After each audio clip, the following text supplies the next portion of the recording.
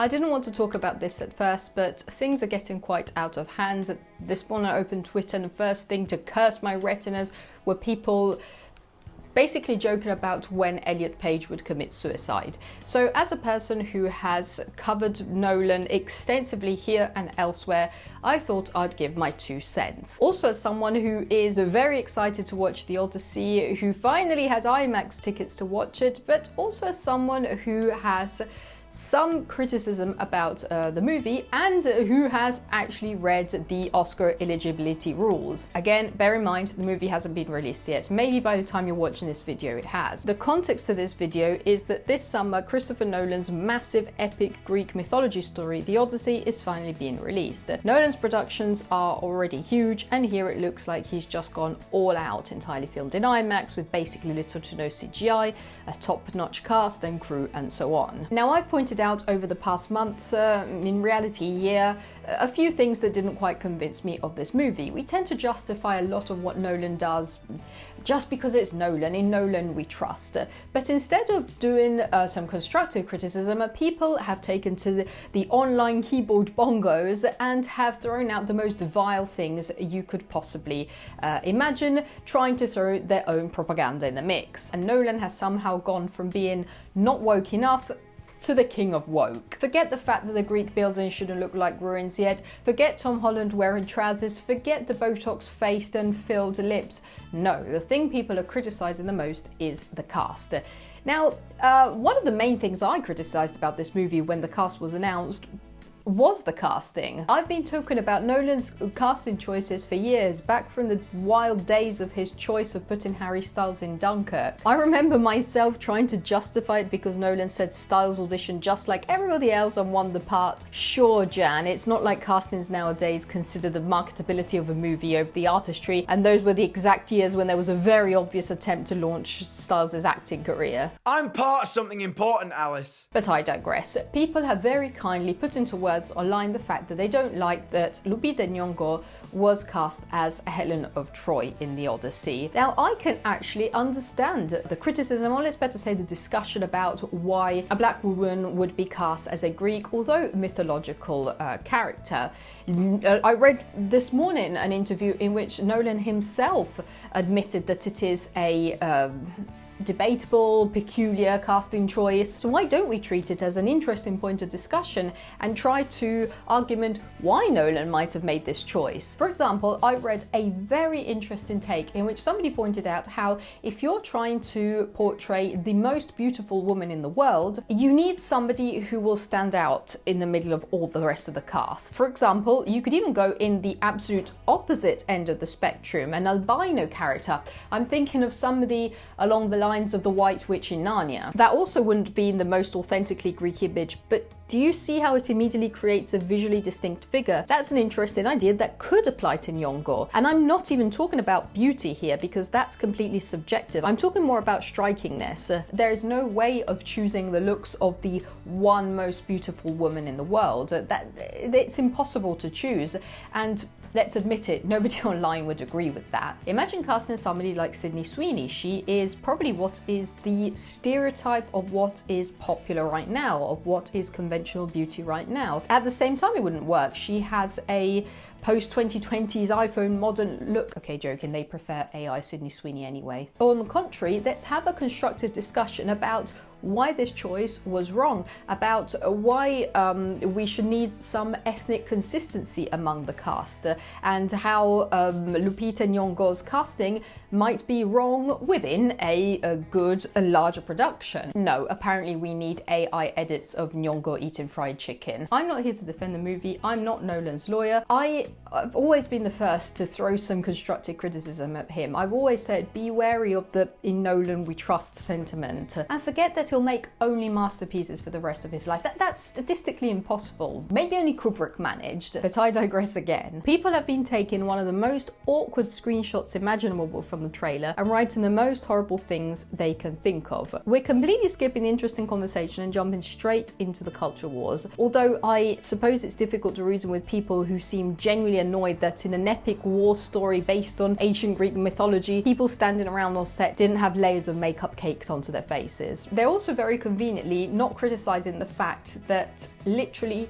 nobody in this movie is Greek, not even vaguely Mediterranean. If you're really waging a war about that, then literally everybody is miscast here. This whole casting issue all originates from the fact that Nolan tends to be extremely repetitive with his productions. He releases them around the same time of year, works with many of the same crew members, and there was really only one major shift between his earlier work and Tenet, when he changed a lot of his crew, but recurring collaborations are completely normal for directors. Martin Scorsese has worked with Thelma Schumacher as his editor for over 50 years. If you watch a Wes Anderson movie, you'll often see many of the same actors. With Nolan though, it appears that every time someone appears in his films, they will return further down the line, whether it's a good fit or not. Many of the actors in the Odyssey have already worked with Nolan. He even cast Travis Scott as a bard because he wanted to allude to how the Odyssey was originally passed down through oral poetry, and Scott as a rapper. They'd already worked together on a Tenet soundtrack. Nolan just loves mixing and matching his cast, bringing people back again and again, and the more we go on, the more names he adds. I'm sure in the future we'll see Zendaya and Tom Holland return too. Another issue that's becoming very noticeable in Nolan movies is the high amount of extremely famous faces because of his love of collecting actors. At a certain point, you start losing some of the magic. This movie should feel like a long and perilous mythical journey filled with strangers, friends, enemies, unexpected encounters. Instead, we are basically going to be doing the Leonardo DiCaprio pointing at the screen meme. It's difficult to maintain suspension of disbelief when every other character is played by one of the biggest celebrities in Hollywood. Now, Nolan's habit of reusing actors also explains why Elliot Page has been cast in the Odyssey after collaborating with him back in the days of Inception. I understand that Page isn't exactly the first person you'd picture as a huge statuesque warrior, but can we please watch the movie before people start making AI videos mocking what he's supposed to look like in an action film? Of course not. People have been replaying the few seconds Page appears in the trailer over and over, treating the whole marketing campaign as if it revolves around him. Suddenly there's all this discourse about gender ideology being shoved down our throats, these clips of Elliot Page working out suddenly becoming viral, yet nothing to do with the Odyssey, with its marketing, with the promotion of the film, has to do with trans rights. Trust me, it's not the lack of a statuesque soldier physique. Page would have been criticised in whatever role. So I think people tend to forget that Nolan loves to cast everybody he knows and has ever worked with, even if it means just giving them a voice role. He likes bringing people back. It's that people immediately jump to the conclusion that Nolan wanted a trans person in his film because he's suddenly become woke. We're speaking about a director who for years was criticised for barely writing women into his films at all, and when he did, they were often villains, anti-heroes, troubled characters. It's only fairly recently that we've started seeing more prominent female roles in his films, so I really don't think he skipped all of that and suddenly went down his woke checklist to include a trans person. Honestly, casting wise, I'm more sad about the fact that Michael Caine isn't in this film, even for a voice role, although he has donated his voice to AI for an AI narration of the Odyssey. That's more concerning. There have also been complaints about Zendaya being in everything at the moment. I think it's because she's mostly in very, very high profile productions. Just this year she's in Spider-Man, Dune, Euphoria, The Odyssey. She does do a lot, but in reality she's not extremely prolific compared to other similar actors. I mean, look at how much stuff even Pattinson is in now. And then in the midst of all of this, to add a little spice, Lupita Nyong'o responded to an interview asking her what she would say to Homer if she could meet him, making a joke saying that she would ask him what he thought about the women from his work being represented more than he envisioned, which in a world of some of the craziest takes on both sides is far from being some woke extreme activism. How is this more extreme than Severus Snape in Harry Potter being portrayed in the exact same way for 20 years and then suddenly expecting fans to be, oh okay, when he suddenly turns up black in the remake with no consistency among the cast? He was the only one who was changed. Anyway, there's no good way to market or produce a film. People are going to criticize you anyway. One battle after another. Tiana Taylor was the stereotypical caricature of a black woman. No other choice. What did they say? Oh yeah, cheap laughs. Dune? No. Denis Villeneuve played it too tame, too safe. Now, a lot of people say that Nolan did all of this because of the Oscars, that he needed to include a trans person, a black woman, in order to get his Oscar. Have you ever seen a Christopher Nolan movie? Second of all, you're putting way too much importance on the Oscars. The Oscars have a plethora of issues, which we won't get into here because it's too long. The voters not even watching the films, actors and filmmakers not even respecting the rules during awards. It's a whole big issue. And yes, I understand that the Oscars get people talking about films, that they push certain movies and certain individuals into the industry, but for you as a person, that doesn't change much. You do understand that you can watch a film even if it's not part of the 10 final films at the Oscars. Third of all, I actually read the representation and inclusion standards because a few years ago, when this was introduced, I myself was concerned that filmmakers would start considering first these standards rather than first considering how to make a good movie. Well, the reality is you don't even actually need that much to fit in these standards. When you read the main storyline, theme or narrative of the film is centered on an underrepresented group, you might think that's a bit limiting. What if somebody wanted to make a great film about the Queen of England, the royals? Then you read further, the requirement that 30% of the cast must be from underrepresented groups. You might think again, okay, that's a bit limiting. What if I want to make an awesome movie about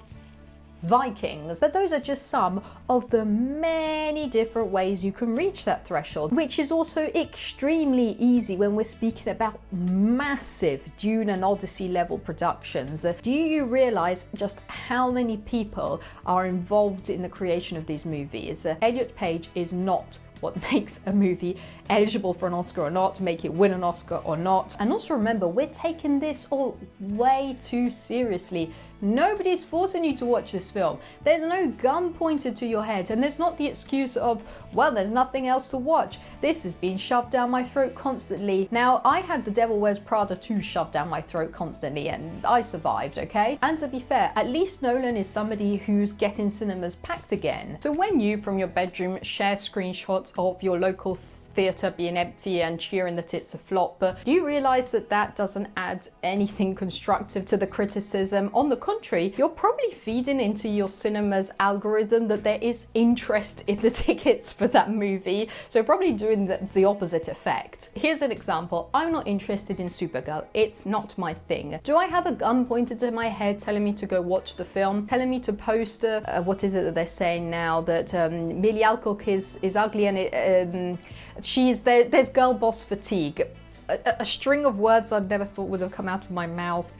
Very 6'7" Dubai la boo boo. Well, movies are political, and this is a political stance. I don't exactly see Nolan doing a lot of political activism, if not what has been attributed to him from others. For example, people saying Oppenheimer glorifies the atomic bomb and American imperialism. Have you actually seen the movie? The disgust and horror he managed to convey at how destructive such a weapon is was the entire point. The whole Barbenheimer light-hearted thing, which obviously wasn't popular in Japan, didn't originate from Nolan. That came from us viewers, in reality from America. Here in Italy, we didn't even get the Barbenheimer because the films were released months apart. And the whole destructive nature of mankind has been a theme of Nolan since the day of Tenet, but nobody wanted to watch that. In a different way, also back in the days of the Dark Knight trilogy. But anyway, I'm going to try to keep some thoughts for when I do my actual review of the movie, otherwise my video will be movie good, movie bad. And do you think what I said today makes some sense? I would love to hear your thoughts about it in the comments. I hope you enjoyed this video. If you did, feel free to subscribe, and I'll see you in the next one, maybe the Oppenheimer Odyssey review. Bye.